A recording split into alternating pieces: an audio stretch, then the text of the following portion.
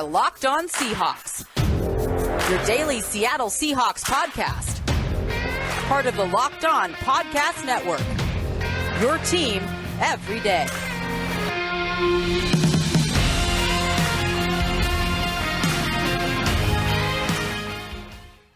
Greetings, 12. This is Corbin Smith, your host for Locked On Seahawks. Joining me as always, my co-host in crime, Rob Rang. Thanks for tuning in for our Wednesday episode. It's going to be a very defensive line-centric episode. We're going to hand out awards for our Defensive Lineman of the Year, and we're going to look back at how the defensive end group performed during the 2021 season. As always, thanks for making Locked On Seahawks your first listen 5 days a week. We greatly appreciate it. Now for your lead story here on Locked On Seahawks. Since John Schneider and Pete Carroll arrived in 2010, the organization has rarely ever used the franchise tag. In fact, John Schneider's only used it 2 times since his arrival. Olindo Mare, the kicker, his first year in Seattle, they used the franchise tag on. And then a few years back, they franchise tagged Frank Clark, turned around and traded him for a couple of high draft choices from the Kansas City Chiefs. But otherwise, Schneider has tended to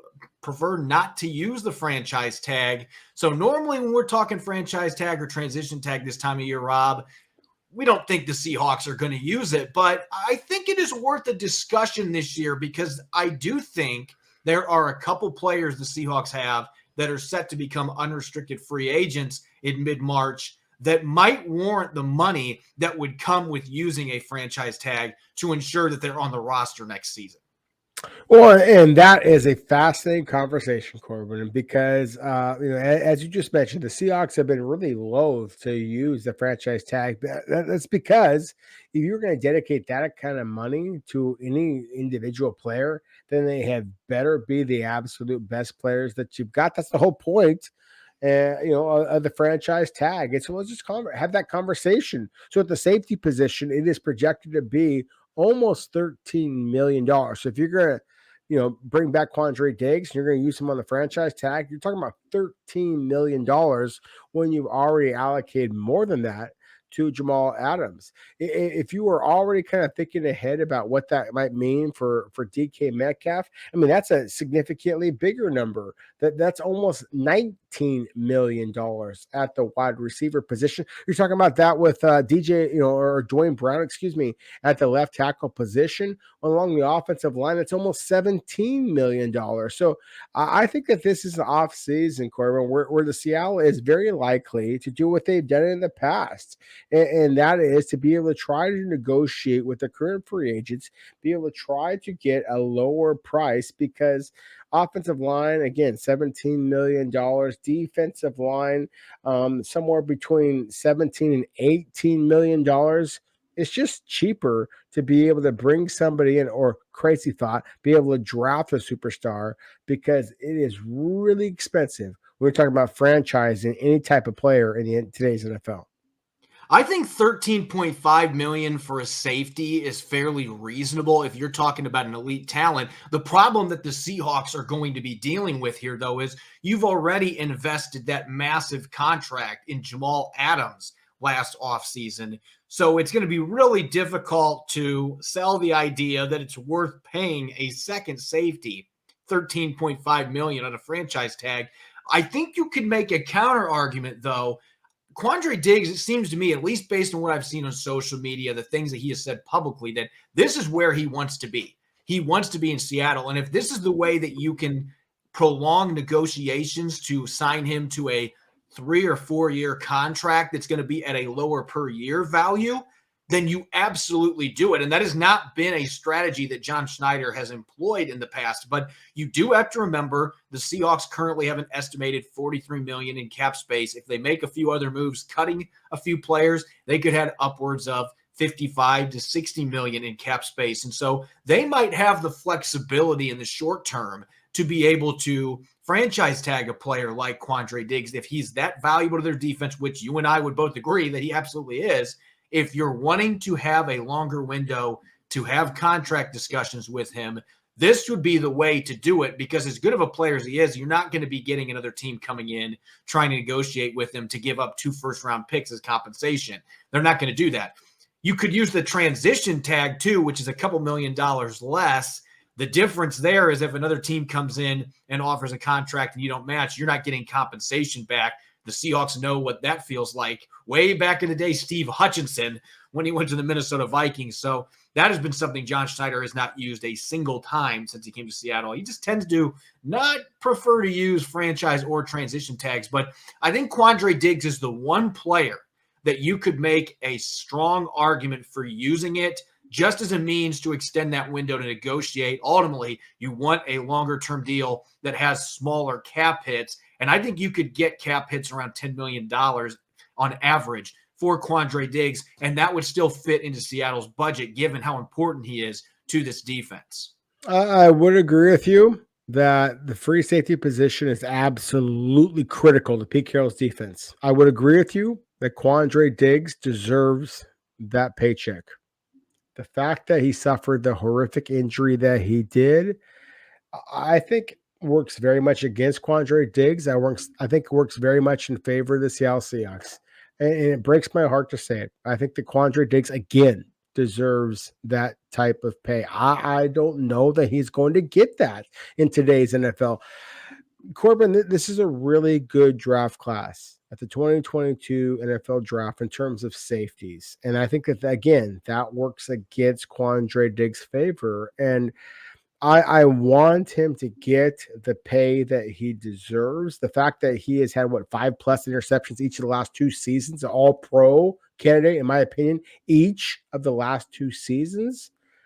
I just don't know that he's going to get that in the open market. And so, again, to me, this is something that actually works in Seattle's favor a little bit. We talked about this yesterday on our podcast about how, with Sean Payton likely retiring, Tom Brady, who knows what's going to happen in the NFC South, the schedule actually is kind of looking a little bit better in Seattle's favor. Free agency quietly could be looking a little bit better in Seattle's favor as well. Yeah, I think you make some sound arguments there because this is a really good safety class. So other teams might not be throwing the money out there, even for a player of Quandre Diggs' caliber, one of the best free safeties in the league. And coming off injury, that may even further diminish his value. He's the only player that I can see Seattle making any consideration for using the franchise tag on. Rashad Penny, with his injury history, they're not going to be throwing out $12 or $10 million to franchise or transition tag him. And they're not going to use it to try to just extend a window to give him a longer-term deal. They're not going to use that strategy on Penny. And they're not going to do it with a 36, soon-to-be 37-year-old Dwayne Brown. They're certainly not going to do it with Gerald Everett, the season he's coming off of, when he was making around $5 million last year. I don't think he's done enough to justify getting paid anything more than that. So ultimately, I'd be very surprised if the Seahawks use the franchise tag. I'd expect another offseason to come and go where they don't use it. If they do, though, I think Diggs is the one player that maybe John Schneider in the front office would consider using on if they have some fear that him hitting the market, he might get a better deal. If that happens, they might decide to pull the trigger to ensure that he stays on the team. Ultimately, though, I'm not expecting it to happen. I think we're going to see status quo on this front, and John Schneider and company will decide to avoid using the franchise or transition tag during the 2022 offseason. We're going to shift gears to our postseason awards. We're about 70% through. We've already talked Offensive Lineman of the Year. It's time to flip to the other side of the trenches, Defensive Lineman of the Year. Rob and I will be making our picks in just a moment. We're all looking for an edge these days, and I'd like to thank OnlineGambling.com for sponsoring today's podcast. If you don't know already, OnlineGambling.com is a website dedicated to giving bettors the edge. Throughout the playoffs, they're providing you with the best NFL tips, news, and more to help you make your bets as informed as ever. At the beginning of the playoffs, the experts at OnlineGambling.com asked me to show off my prediction skills and pick my Super Bowl finalists. Well, the Packers and Bills are both out, so I royally stink at picking Super Bowl winners. But they've given me a chance to make one last change in my picks heading into the conference championships. So I'm going to roll moving forward with the Rams facing off against the Kansas City Chiefs in the Super Bowl. 2 high-powered offenses, Patrick Mahomes going up against Matthew Stafford.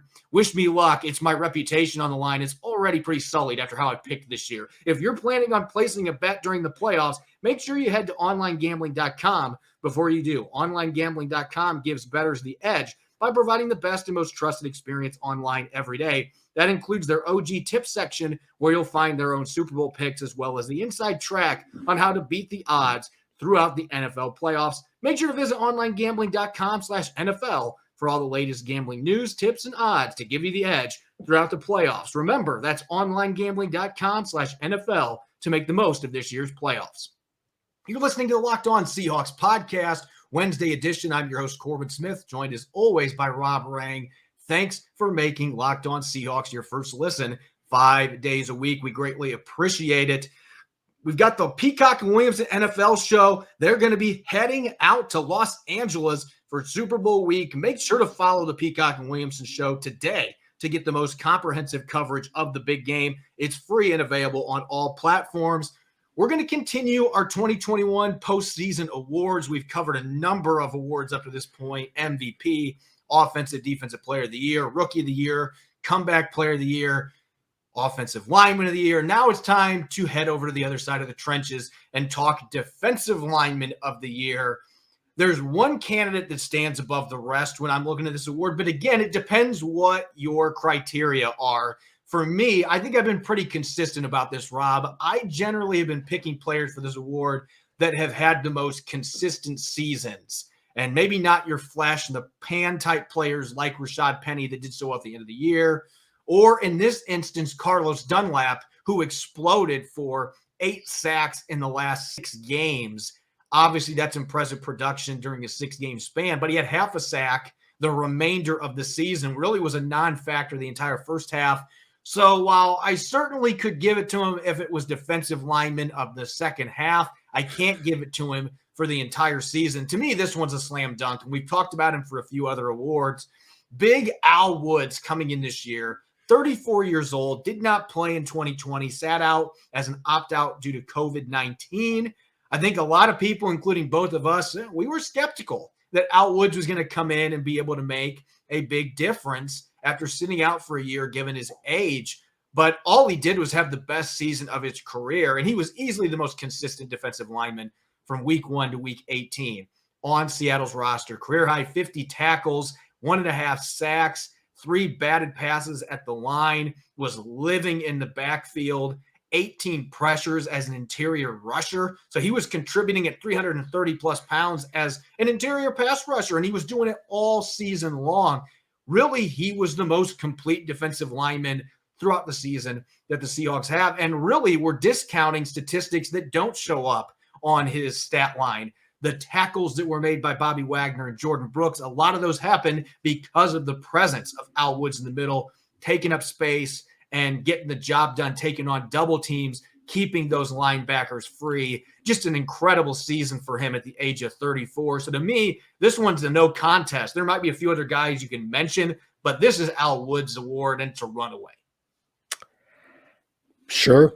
1.5 sacks compared to 8.5 sacks. The guy that I'm going to talk about, you mentioned him with Carlos Dunlap. I mean, just 8.5 sacks. When Seattle used him effectively, he was the dominant defensive lineman on Seattle's roster. And again, you said it, Corbin. I mean, what Al Woods was able to do all year long, I mean, he was one of the true joys of a season that was just mired in ugliness from a Seattle Seahawks perspective. So I am not trying to argue against Al Woods getting all kinds of acknowledgement. Just yesterday, you and I talked about the fact that, I personally thought that he was not going to make this roster. And I think you can make a strong argument, as you just did, that Al Woods was Seattle's most dominant defensive lineman all season long. But at the same time, statistically, it's not even close. Carlos Dunlap was Seattle's most dominant defensive lineman, over the season. If you just want to count sacks, and let's face it, that is what the NFL is all about. That's why pass rushers are going to be 2 of the top 3 draft picks this year if Kayvon Thibodeau and Aiden Hutchinson aren't the top 2 draft picks this year. Carlos Dunlap, once Seattle started actually using him correctly, once, Ken Norton Jr. figured it out, and that might be why he is no longer Seattle's defensive coordinator, started figuring it out. Carlos Dunlap was absolutely dominant at times this season, and that's why, to me, you're right. there is no argument. The defensive lineman of the year was Carlos Dunlap. See, and that again, this is the criteria thing. You and I are looking at different stuff, and I would agree with you. It's maybe a little different than Dwayne Brown's situation, where Dwayne Brown was playing every snap in the first half of the year and just wasn't playing well at all. Dunlap certainly was hindered by how the coaching staff was using him, the lack of snaps, the number of snaps that he was dropping back in coverage. We made a big deal about that throughout the first 3 quarters of the season, really. Why are you dropping your best pass rusher back in coverage so much? It just didn't make sense. And so from that standpoint, maybe you're swaying me a little bit more towards him being the defensive lineman of the year, but I still think Al Woods, again, to me, it's about your most consistent, impactful player up front. And Al Woods just did so many things that aren't going to show up on the stat sheet. And this isn't to take away from what Carlos Dunlap did that last 5 or 6 games of the season, because he was fantastic. He was playing at an all-pro level, 3 sacks in a game against the Rams, had another multi-sack game. I mean, it felt like he was getting in the backfield and hitting quarterbacks every other drop back there in those last 5 weeks. And so he deserves credit for that. It's unfortunate that that production, at least half that production, wasn't there in the first 9-10 games. Some of that wasn't his fault. Some of it was. He wasn't very effective with the reps that he did get where he was rushing the passer. That changed in the second half. One other name I'm going to throw out there, we've talked about him for a few other awards. He was my biggest surprise winner. Talked about him some yesterday.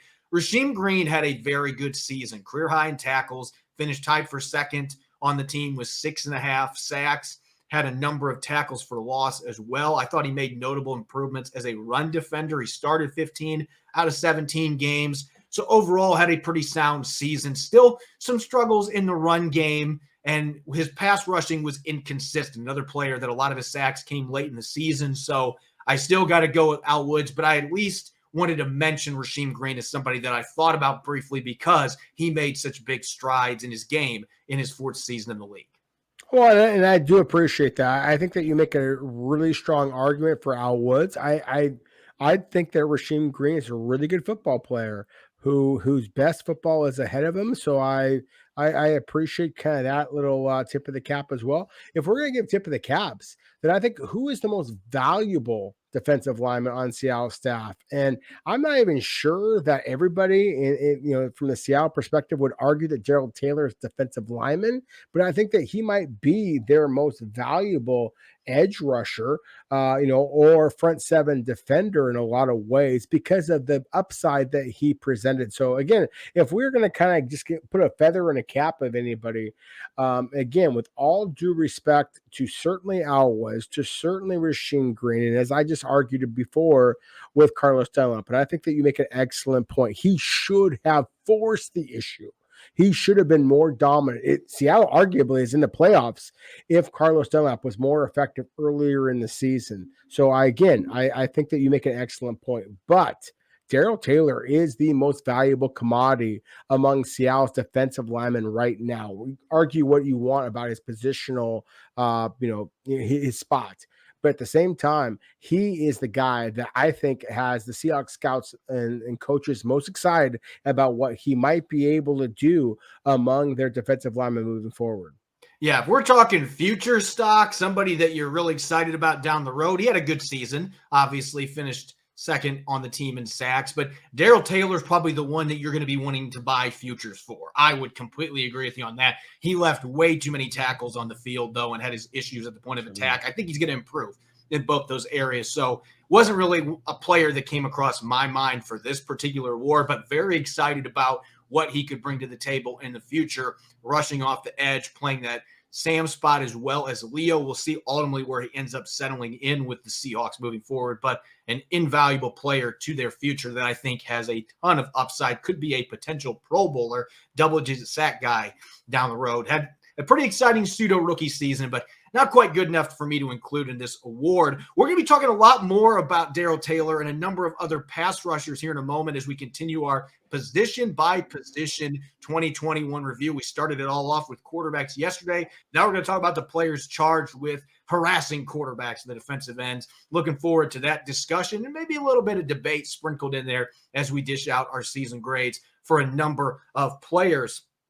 It's a new year, which means new year resolutions. If yours is about getting fit, mine certainly is. Make sure you include Built Bar in your plan. Built Bar is the protein bar that tastes like a candy bar, and it makes it easier to stick to your resolution. It tastes so good you'll want to eat it, unlike other protein bars, which can be chalky or waxy or taste like a chemical spill. If you want to eat healthy, it can get difficult this time of year. Trust me, I've been thinking about it lately. This might just not be worth it, but Built Bar makes it a lot easier, covered in 100% real chocolate, 130 calories, 4 grams of sugar, 4 net carbs, and 17 grams of protein. Way healthier than you get from a candy bar. Even if you're not a huge fan of working out, you can at least eat something that tastes good and is good for you. That way, when you enjoy a delicious Built Bar, you can almost count it as a workout. So many delicious flavors: coconut, almond, raspberry, cookies and cream, salted caramel. Built is always coming out with new, delicious limited time flavors. So check them all out at Built.com and see what's new. Go to Built.com and use the promo code LOCK15 and you'll get 15% off your order. That's LOCK15 for 15% off at Built.com. There's an incredible app out there for everyone who buys gas that they need to know about, and it's called Get Upside. My listeners are earning cash back for every gallon of gas every time they fill up. Just download the free Get Upside app in the App Store or Google Play right now and use the promo code TOUCHDOWN for 25 cents per gallon on your first fill up. That's automatic cash back. Don't pay full price at the pump anymore. Get cash back using Get Upside. Download the app for free and use the promo code TOUCHDOWN for 25 cents per gallon on your first tank. Some people who drive a lot are making as much as $200 to $300 a year in cash back, and there's no catch. The cash back gets added right to your account. You can cash out anytime to your bank account, PayPal, or an e-gift card for Amazon and other brands. Download the free Get Upside app and use the promo code TOUCHDOWN to get 25 cents per gallon back on your first tank. You're listening to the Locked On Seahawks podcast, Wednesday edition. This is Corbin Smith, joined as always by my co-host in crime, Rob Rang. Thanks for making Locked On Seahawks your first listen 5 days a week. Continuing our position by position 2021 review. We started off the festivities yesterday talking about Russell Wilson, Geno Smith, and the quarterbacks. Now we're going to shift gears to the defense, the guys charged with harassing opposing quarterbacks. And unfortunately, this was an area of major inconsistency for the Seahawks, their entire defensive line when it came to getting after quarterbacks. We just kind of hit on it already last quarter. I mean, Carlos Dunlap, Rob, you want to talk about a tale of two seasons, some of it being his fault, some of it being how he was used, but half a sack going into week 13. He had played in the previous 11 games, had half a sack and only 3 quarterback hits. He really was a non-factor for most of this season, and yet from week 13 on, he had 8 sacks and was arguably the most dominant edge rusher in the NFL, winning with power, had a number of big pass deflections in the line of scrimmage as well. He was taking over games at times up front. And so I'm going to give him a B- just because of how poor the first almost 3 quarters of the season was, but he was so spectacular down the stretch. And as you mentioned, some of it was just simply the coaches using him better. And there were some issues that he had to address with the coaching staff about that after their bye week. He certainly wasn't happy about his role. Once they get that figured out, he was much more productive. And he really was the brightest spot in terms of production rushing the passer for the Seahawks this year. Well, he certainly was down the stretch. You know, as I just argued, I thought he was Seattle's most dominant defensive lineman if you were to take in the entire season into account. And that's just because he led the team with 8.5 sacks. I mean, Rasheem Green had 6.5. Dale Taylor had 6.5. And after that, it drops to 2. You know, I mean, that's a pretty significant drop off. And so he certainly, over the first half of the season, the first 13 games over the season, more than half. The fact that Carlos Dunlap was not more productive than that is, you know, all the argument that you need that maybe he shouldn't be the player that we highlighted for defensive lineman of the year, but he was so damn good. I mean, those are pretty significant numbers. And obviously, one of the things that Pete Carroll has always prioritized is how do you play your football during the fourth quarter, down the stretch. And that is where Carlos Dunlap was at his best. Now, at the same time, while I would argue that Carlos Dunlap deserves a B, then I don't know that you can make that same argument for some of Seattle's other defensive linemen this year. To me, that is one of the things that I have some real concerns about. I mean, there was so much talk about what, say, Benson Mayowa might be able to provide. the Seahawks this year. He wound up with 1 sack. How much the Kerry Hyder might be able to provide the Seahawks this year. He ended up with 1 sack. Again, to me, the proof is in the pudding. If you are getting 1 sack, it's kind of like one of those old NFL, kind of just conversations you used to have is you are what your schedule and what your record suggests you are. Only getting 1 sack in 17 games.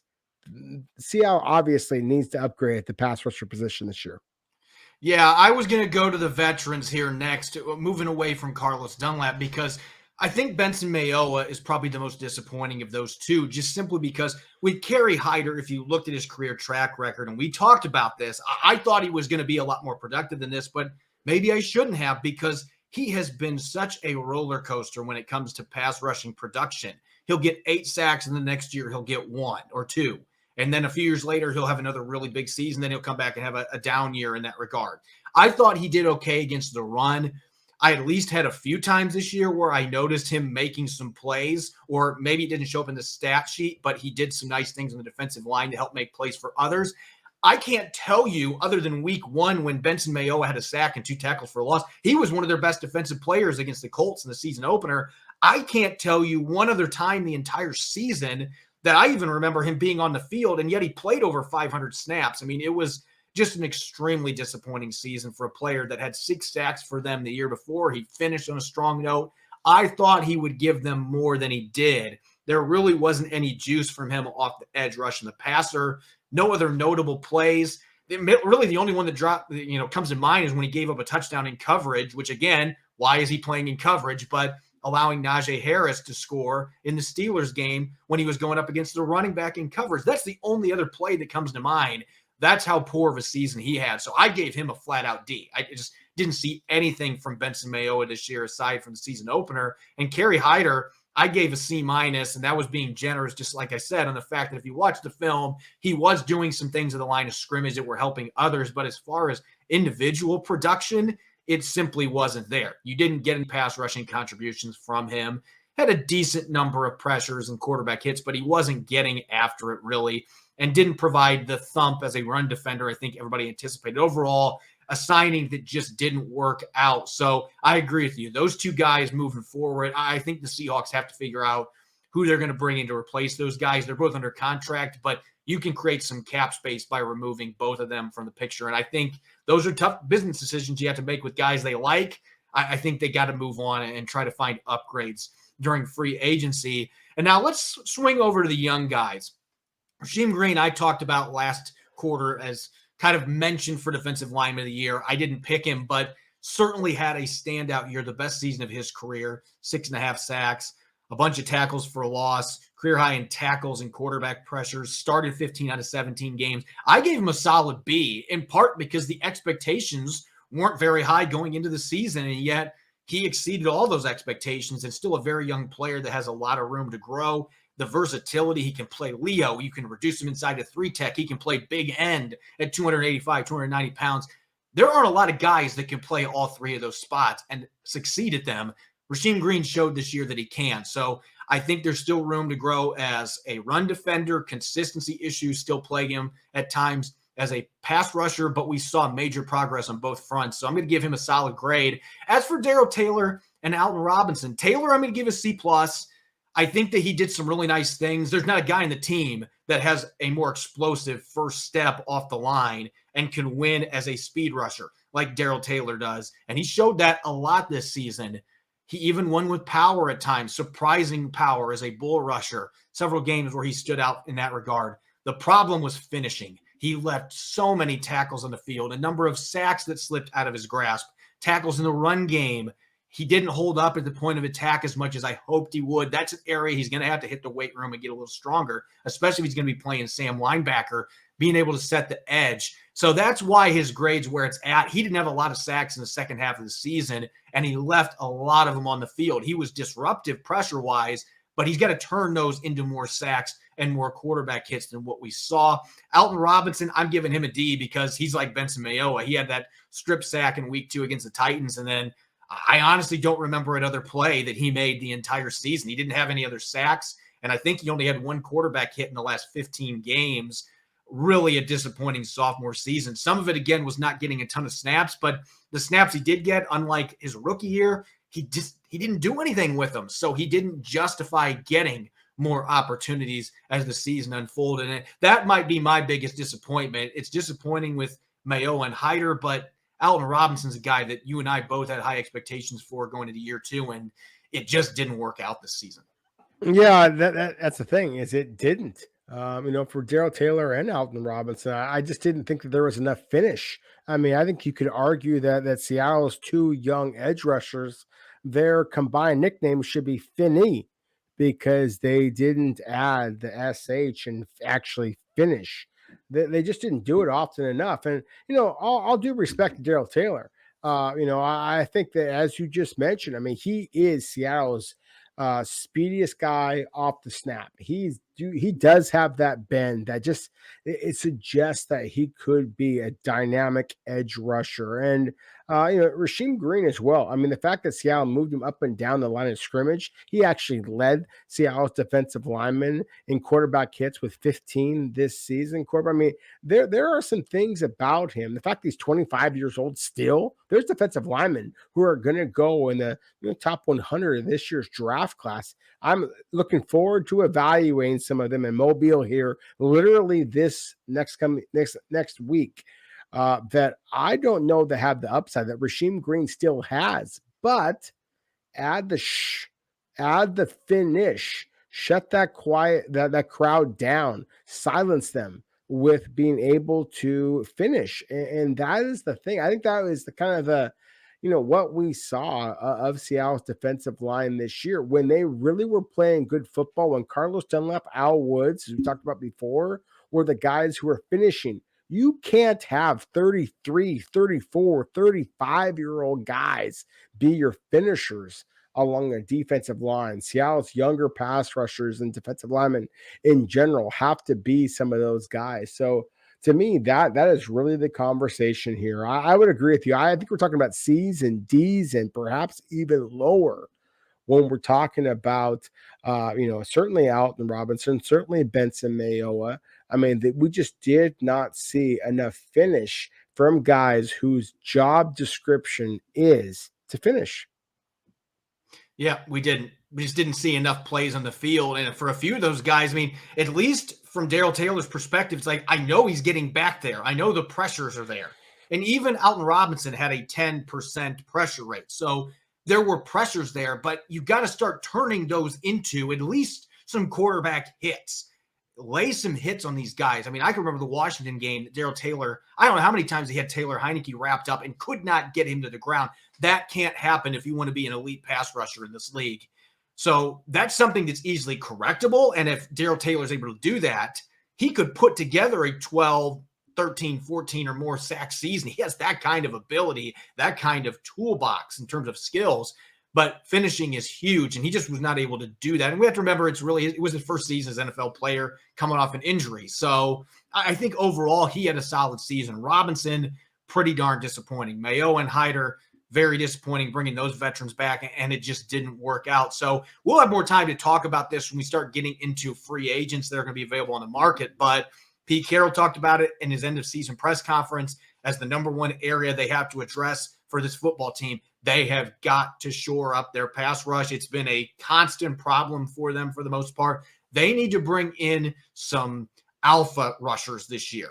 Then there's going to be some guys potentially hitting the free agent market. Are you going to have to spend money to get them? Absolutely. But they need to make those kind of investments, because I think Carlos Dunlap, even at his age, you can still get really good production for a couple more seasons out of him. Darrell Taylor's got really high upside. I still believe Alton Robinson can be a solid rotational rusher, even though he didn't show it much this year.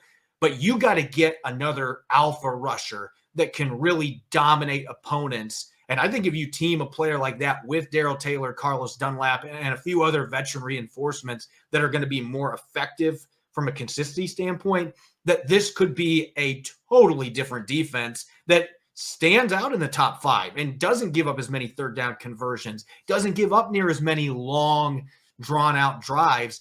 That helps the offense. It helps the defense. It helps everybody. And so I think that is what we're going to be diving into a lot more in future episodes. It's clearly evident they're going to need to overhaul this group, but you do have some pieces still, veteran and young guys alike, that you can build around. You just need some more star power and some more reinforcements to really get after quarterbacks next season. As always, thanks for making Locked On Seahawks your first listen 5 days a week. Make sure to check out Locked On Seahawks on Apple Podcasts, Google Podcasts, Spotify, and of course, we're live on YouTube 5 days a week. You can follow me on Twitter at Corbin Smith NFL. You can follow Rob at Rob Rang. Coming up tomorrow, I'll be joining Nick Lee for our Thursday episode. The two of us will continue our postseason awards, looking at our 3 plays of the year on offense, defense, and special teams. You won't want to miss it. Enjoy the rest of your Wednesday. Go Hawks.